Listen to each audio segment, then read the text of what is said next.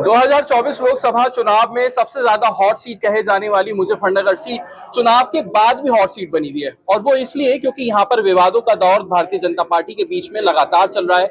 हमारे साथ हरेंद्र मलिक है जो समाजवादी पार्टी से सांसद बने हैं और जो मत इनको प्राप्त हुए हैं कहीं ना कहीं उसका उत्साह देखने के लिए भी मिल रहा है, लोगों के बीच इस टाइम मौजूद है। सबसे पहले हम बात करते हैं, सबसे पहले शुभकामनाएं देते हैं आपको कि टीवी9 की तरफ से आपको भी शुभकामनाएं, आप जीते हैं। शुभकामनाओं के साथ साथ शुभ सलाह भी देते रहो, मुझे अच्छी सलाह देते रहिए।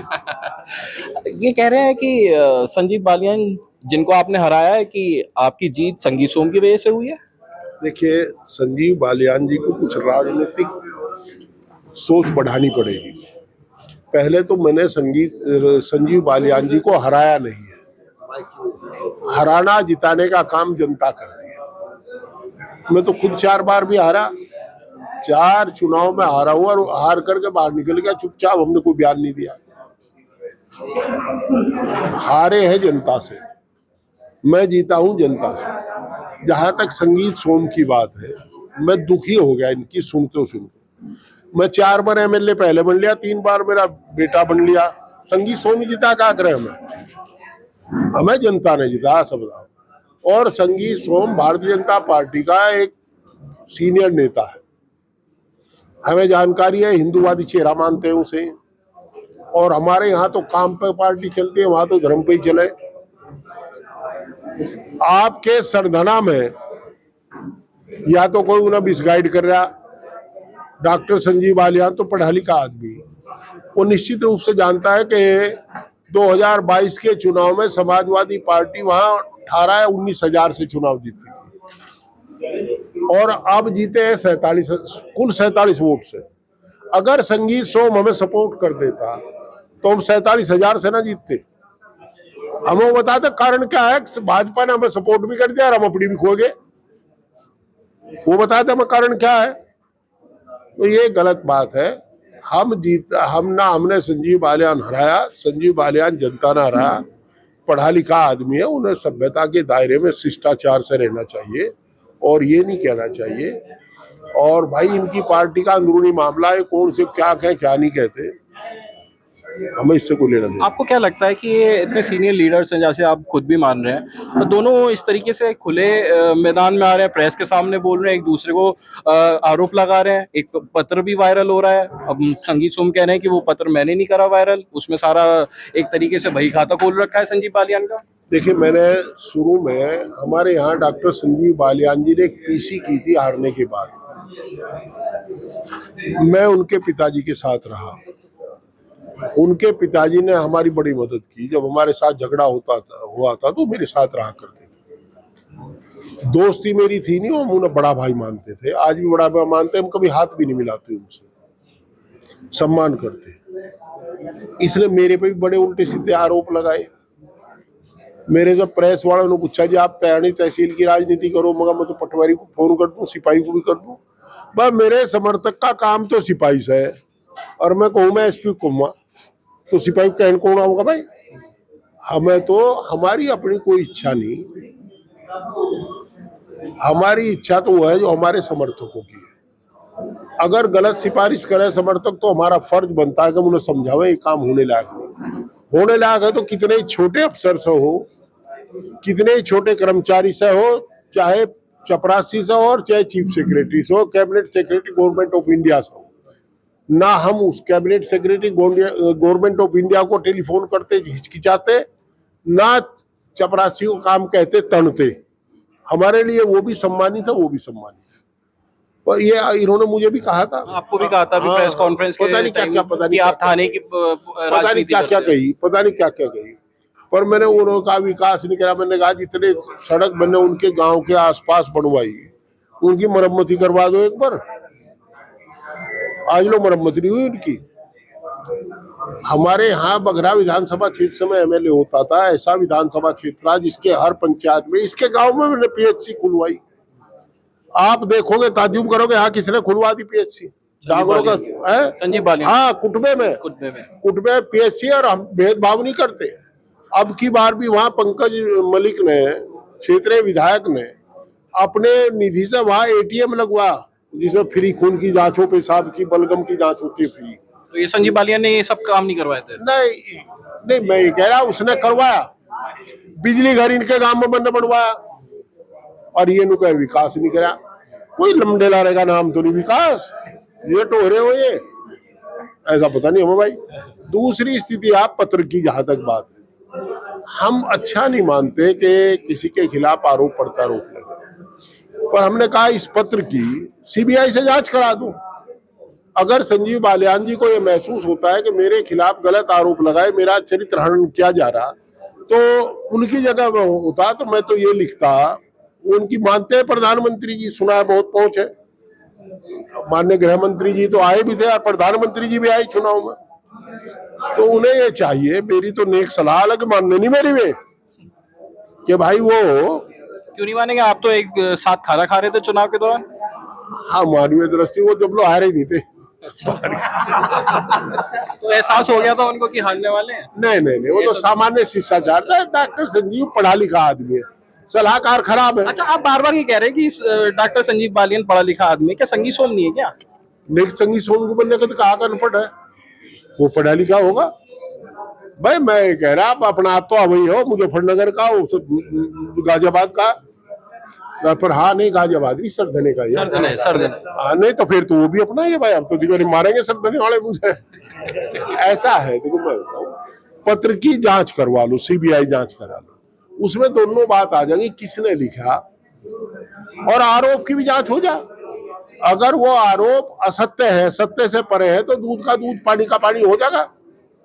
ये फिर उसके खिलाफ जिनने पत्र लिखा होगा मानहानि का दावा करें, पहले रिजल्ट आ जा। भाई आपने मुझे कहा आपकी एक आंख कमजोर है, आप कहा नहीं, मैंने डॉक्टर के दिखा तो लो, मेरी कभी सच्चो फूट रही हो, और जब मेरी आंख ठीक होगी तो फिर मैं आपको दावा करूंगा मानहानि का, आपने मुझे कहा घोषित क्यों किया। तो पहले ये उसकी ये तो जांच तो एटीएस तक चल रही है। आप देखिए कि थाना पुलिस भी कर रही है जांच इस चीज की, LIU सर्विलांस सब लगे हुए, एटीएस तक इसका मैंने देखो ऐसा है, मेरी सुनो, अब थानेदार भाई इनके खिलाफ क्या करेगा, थानेदार इनके रहमो ग्रुप में नौकरी करे, सीबीआई में भेजो। अगर अपोजिशन का मेरे खिलाफ कोई कागज होता, अब लोग सीबीआई में चले जाता। एक एडिटेड वीडियो भेज दी थी, चुनाव के दौरान मेरे खिलाफ मुकदमा दर्ज कर दिया था। तो मैं ये कह रहा, इसकी सीबीआई जांच करा। आदरणीय संजीव बालियान जी सिफारिश करे प्रधानमंत्री जी, गृह मंत्री जी को, कि मेरे खिलाफ ऐसा आरोप लगे, मैं चाहता हूँ जो कि इनकी सीबीआई जांच करा ली जाए। अरे जांच में तो अपने पक्ष में रिपोर्ट लगवा लेंगे, वो तो लगवा ले सब। अच्छा, भाजपा में तो वॉशिंग मशीन है, जो कितना ही करप्ट चले जाओ भाजपा में, उसे घुमाओ फिराओ, वो साफ सुथरा हो गया, लिख रहे शुद्ध हो जा। हाँ, तो ये अपने आप को शुद्ध करवा लेंगे। चलिए बाकी की बात कर लेते हैं। यूपी में 80 में से 80 सीट का दावा करा था भारतीय जनता पार्टी ने। अखिलेश यादव जी से मेरी बात हुई तो उन्होंने कहा था 79 सीट हम जीत रहे हैं, एक सीट पे फाइट रहेगी, और वहां पे फाइट भी थी क्योंकि वो बनारस की बात कर रहे थे। लेकिन 33 सीटें आना भी एक बहुत बड़ी बात है। आपको क्या लगता है कि जनता ने क्या सोचते हुए वोट करा? क्योंकि 37 सीटें आप लोगों की आई हैं समाजवादी पार्टी की, तो 37 सीटें आने भी बहुत बड़ी बात है। तो किस तरीके से आप इस चीज को देख रहे हैं? जनता को क्या पसंद आपकी तरफ से आया और भारतीय जनता पार्टी को क्या नापसंद क्यों करा? देखो भाई साहब, जुमलों पर काम चलता नहीं है। ये सरकार जुमलों की सरकार है, केंद्र सरकार। जनता देख रही है, रेल बेच दी, बैंकों को बेचने की तैयारी है, सारे पब्लिक अंडरटेकिंग बेचे जा रहे। जब बच्चा पैदा हो उधर ढोल बजे और उधर ये एक बैंक का पता लगा है कितना रुपया कर्जा भी है इस पर, तो हम लोग बुरे जगह। जनता अखिलेश यादव जी के मुख्यमंत्री काल को याद करती है, जब बिजली घर बने थे, उस समय जब 108 शुरू हुई थी, जब 100 नंबर शुरू हुई थी, जिससे राहजनी और वैसे झगड़े खत्म हुए, तो जनता उस बात को देखती है। वो आदमी हर हमेशा मुस्कुराता रहे, कभी तनाव में रहता, सबके साथ समान व्यवहार हो, जुबान और लिबास देख करके किसी को गोली नहीं लगती। तो ऐसे हालात में जनता डेवलपमेंट चाहती है। जो उनके समय डेवलपमेंट हुआ वो बाद में हुआ नहीं। अब ये दुकान खुल रही है हमारे जिले में, मुजफ्फरनगर सहारनपुर सड़क थी, वही सड़क है, कोई टोल नहीं था, अब उसमें टोल लग गया। तो इन दुकानों से बचे। जनता में त्राही त्राही है और जनता निश्चित रूप से बदलाव चाहती है। जनता ने संकेत दे दिया। और ये तो कुछ सीटें ऐसी हैं जो जबरदस्ती हराई, अलीगढ़ जबरदस्ती हरा दी, मेरठ जबरदस्ती हरा दी, कैसे? फरुखाबाद जबरदस्ती हराई। आपको मेरे से बेहतर पता होगा, मैं तो गांव का सूता आदमी। मैं भी सीधा आदमी जी, आप बता दो अपने शब्दों में। ये तो ऐसे ही हराई जैसे पहले अजीत सिंह और जयंत हराए थे 19 में, उन्हें हरा दिए। तो भाजपा मास्टर है। ये तो भाई बात अच्छा, सुन लो। आरएलडी आपके साथ थी गठबंधन में, लेकिन चुनाव से ठीक पहले बीजेपी का साथ पकड़ लिया उन्होंने। आपको लग रहा था कहीं ना कहीं कि आरएलडी नुकसान पहुंचा देगी? क्योंकि अभी हम देख रहे हैं कि बीजेपी के साथ होने पर बिजनौर जीती है आरएलडी और बागपत जीती है। बाकी सीटों पर तो ऐसा लग रहा है कि आरएलडी ने कोई मदद ही नहीं करी बीजेपी की। देखिए ऐसा है, आरएलडी दबाव में थी, अंडर प्रेशर उन्होंने डिसीजन लिया। और हम चरण सिंहवादी विचारधारा के लोग हैं। चरण सिंहवादियों ने मुझे जमकर वोट किया। मान लिया यहां मुझे कम वोट मिला चरण सिंहवादियों में, तो बगरा, शाहपुर, बुढ़ाना, खतौली में इनमें ठीक मिला। कहीं 60% मिला, कहीं 40% मिला, पर इन टोटल मैं 50 के आसपास हूँ। 45 भी हो सकता हूँ, 40 भी हो सकूँ, 55 भी हो सकूँ। मुझे चरण सिंहवादियों ने जमकर वोट दिया, क्योंकि मैं चरण सिंहवादी हूँ। और चरण सिंहवादी वही लोग हैं जो किसान आंदोलन चला रहे थे। 750 लोगों की शहादत को लोगों ने याद रखा। और पश्चिम उत्तर प्रदेश का कोई भी आदमी, स्वर्णकार से लेकर के स्वच्छकार तक, वो सम्मान पसंद है। और वो भूलता नहीं, याददाश्त ठीक है, नूनी घी खाते हैं। तो ऐसी स्थिति में 750 किसानों की शहादत को चरण सिंहवादियों ने याद रखा। 12 तुगलक रोड के फेंके हुए सामान को याद रखा। चौधरी जयंत की पिटाई को याद रखा। चारू चौधरी के काफिले पर जो हमला हुआ था उसको याद रखा। उनके साथ जाने के बाद भी, बीजेपी के हाथ मिलाने के बाद भी याद रखा होगा। हाँ, और भाई जो अजीत सिंह जी को और जयंत को जबरदस्ती हरा आदमी रखा, क्यों? जयंत चौधरी ने कह गया, कहना मान सम्मान प्रतिष्ठा और मर्यादा का सवाल है, संजीव को जिता लो, ये भूलियो ना। मतलब नहीं समझते लोग क्या था। मान भाजपा ने गिरा जब 12 टुकड़े रोड का सामान फेंका। तो अंदर खाने आपका सपोर्ट कर रहे थे जयंत चौधरी? नहीं, जयंत चौधरी तो नहीं कर रहा था, पर चरण सिंहवादी कर रहे थे मुझे सपोर्ट। चरण सिंहवादी मेरे, ये तो आंकड़े देख लो, हर गांव में 45% किसान है, 55% गैर किसान है। और हर गांव की वोट निकाल के देख लो। तो क्या विधानसभा से पहले ये समझ लूं कि जयंत चौधरी को आप वापस ले आएंगे अपने साथ? भाई साहब, ये राष्ट्रीय नेता है जयंत चौधरी, बड़े नेता है, केंद्र में मंत्री है। आप चाहते हैं आ जाए? नहीं, मैं चाहता हूं कि वो स्वतंत्र स्वच्छंद राजनीति करे, वो बढ़े, फूले, फले। अब वो उन्हें देखना, गांव का आदमी रूख तरह का रूख कभी बड़ा नहीं होता। अब उन्हें देखना कि किस तरह बड़े नेता हो सकते, किस तरह नहीं हो सकते। हमारी शुभकामनाएं उनके साथ है, क्योंकि उनके साथ एक विरासत का नाम जुड़ा है, जिसका नाम चौधरी चरण सिंह है। और चरण सिंह राजनीति में ना होते तो गांव गरीब का बेटा कभी राजनीति में ना आता। हम जयंत चौधरी के बारे में कोई टिप्पणी नहीं करना चाहते, वो कुछ ही करें, अपना काम करें। अच्छा, उपचुनाव होंगे 10 सीटों पर, क्योंकि विधायक जो है वो सांसद बन गए हैं। आपको क्या लगता है यूपी में क्या रिजल्ट रहने वाले हैं उपचुनाव को लेकर? देखो, जो जिसके प्रभाव क्षेत्र का वो जीत जाएगा। और भाई ये तो अमित शाह जी ने चुनाव होने दिए तो ठीक है, रामपुर बढ़ा दिए तो क्या होगा? ये मेरठ क्या हुआ, अलीगढ़ क्या हुआ? तो मुजफ्फरनगर के ये लोग बहादुर लोग हैं, हुआ नहीं, उन्हें भी कर देते हैं। अच्छा, हरा सकते थे आपको? भाई नहीं, कोशिश थी कि आपको कुछ इनपुट वगैरह कुछ मिला? कोशिश नहीं। देखिए मैं बताऊँ आपको, हमारे यहाँ माननीय प्रधानमंत्री जी एक बार आए, 2 बार माननीय उप मुख्यमंत्री जी आए, 1 बार हरियाणा के माननीय मुख्यमंत्री आए, 2 बार माननीय मुख्यमंत्री उत्तर प्रदेश के, हरियाणा के तमाम मिनिस्टर यहाँ आए। और एक वो है, कोई कौन है इनका, कोई चौधरी है, कोई प्रदेश अध्यक्ष है, भूपेंद्र चौधरी। क्या नाम है? भूपेंद्र चौधरी। अच्छा, भूपेंद्र चौधरी।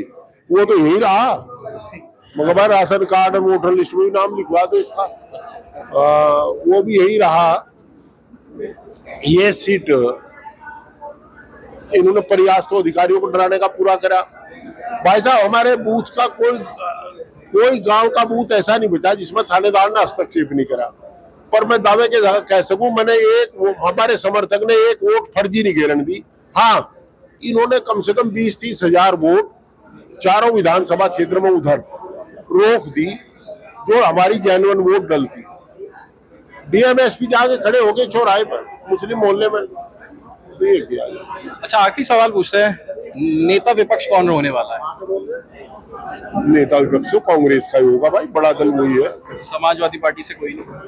नहीं, नेता विपक्ष एक ही होता है और फिर ये हमारे राष्ट्रीय अध्यक्ष जी तय करेंगे। पर मैं जहां तक जानता हूं, जो मुझे संसदीय ज्ञान है, नेता विरोध दल पर क्लेम जो बनता है वो कांग्रेस पार्टी। आप किसे चाहते हैं?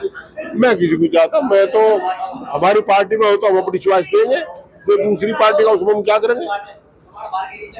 बहुत बहुत शुक्रिया बात करने के लिए। ये थे हमारे साथ हरेंद्र मलिक, सांसद हैं और लगातार भारतीय जनता पार्टी के जो गलत काम रहे एक तरीके से, जिसको जनता ने नकार दिया, उसके बारे में चर्चा करते हुए नजर आ रहे हैं और कह रहे हैं कि अगर कहीं पर भी जो इनके लोकसभा क्षेत्र के जनता की आवाज उठाने का मामला होगा, तो चाहे थाना स्तर हो, चाहे प्रधानमंत्री हो, कहीं पर भी काम करने से पीछे नहीं हटेंगे और जनता का काम लगातार करते रहेंगे। अनमोल शर्मा, TV9 उत्तर प्रदेश, मेरठ।